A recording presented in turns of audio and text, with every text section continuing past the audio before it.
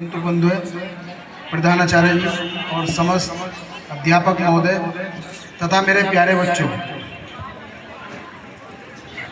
अपने विद्यालय में 12th क्लास का आज दीक्षांत समारोह है। 2 वर्षों तक आप लोग मेरे साथ रहे।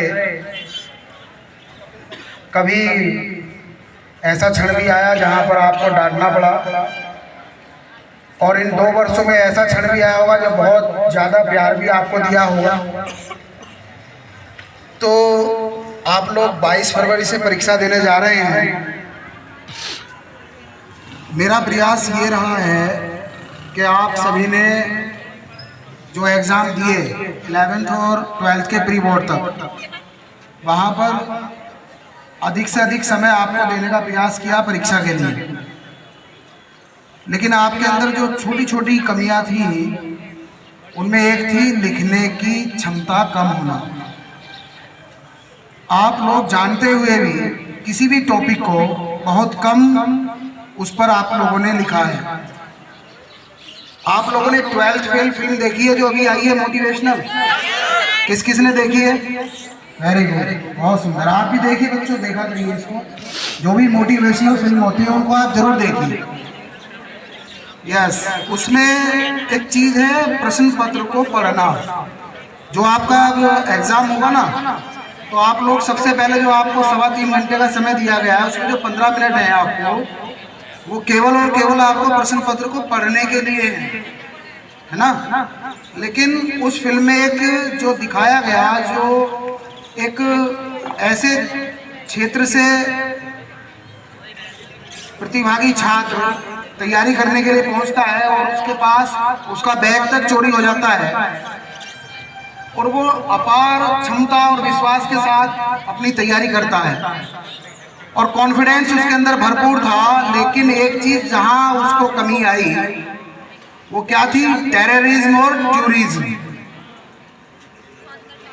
जब पेपर होकर के वो बाहर आता है और वो कहता है इस बार मेरा पेपर सबसे बढ़िया है, तो उसका जो सहयोगी छात्र था वो पूछता है ऐसे भी मैं बहुत बढ़िया लिख कर आया हूँ। बोले किस पर लिखा है भैया?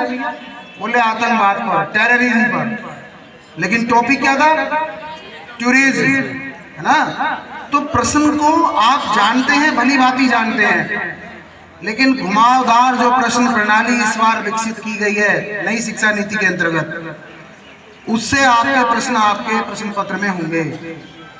आप प्रश्न का उत्तर भली भांति जानते होंगे और आप जल्दी में उसका उत्तर गलत लिखने का प्रयास मत करना, मेरा ये आपको सुझाव है।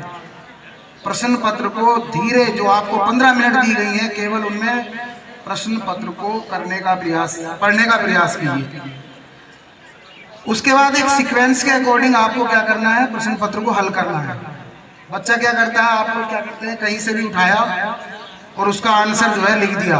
प्रश्न नंबर 7 को पहले लिख दिया, प्रश्न नंबर 3 को बीच में लिख लिया, फिर प्रश्न 2 लिख लिया, फिर उसका उत्तर लिख लिया। मतलब आपने उसको इतना कंजेक्टेड बना दिया उस उत्तर पुस्तिका को, कि जो एग्जामिनर आपकी कॉपी चेक करने जब बैठेगा तो उसको क्या होगा? आपने उत्तर तो सही लिख रखे हैं, लेकिन आपने उसको इतना डिस्टर्ब कर दिया है कि वो आपको सही क्वेश्चन पर स्टेप मार्किंग बोर्ड ने कहा है, लेकिन स्टेप मार्किंग ना करके वो क्या करेगा? आपको एक शब्द है गांव की भाषा में, धड़े में नंबर देना।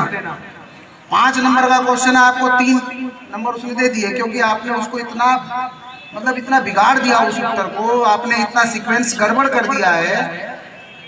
क्योंकि आपको जब आप पेपर देने जाओगे ना, पहला पेपर, और आपने 10th का पेपर भी दिया है, तो उसमें एक बाहर की तरफ क्या होता है, आंसर के मार्क्स भरने के लिए एक टेबल होती है, और वो बार बार जब उस टेबल को पलटता है ना, तो कभी तो 7 नंबर का उसमें नंबर भरे हैं, कभी पहले नंबर के उसने पहला प्रश्न जो होता है वो आपका ऑब्जेक्टिव टाइप होता है, उसमें 6 ऑब्जेक्ट होते हैं एक प्रश्न पत्र में, और उसने आपने पहले 3 कर दिए, बाद में ले गए। मतलब आपको इतना जो आता है ना उसको सीरियल वाइज कीजिए, ठीक है? मेरा एक ये सुझाव है। और यहाँ पर आप सभी आए, मुझे भी अच्छा लगा, और आप सभी के लिए धन्यवाद। आगंतुक बंधुओं के लिए धन्यवाद, मैनेजर साहब के लिए धन्यवाद, प्रधानाचार्य जी के लिए धन्यवाद।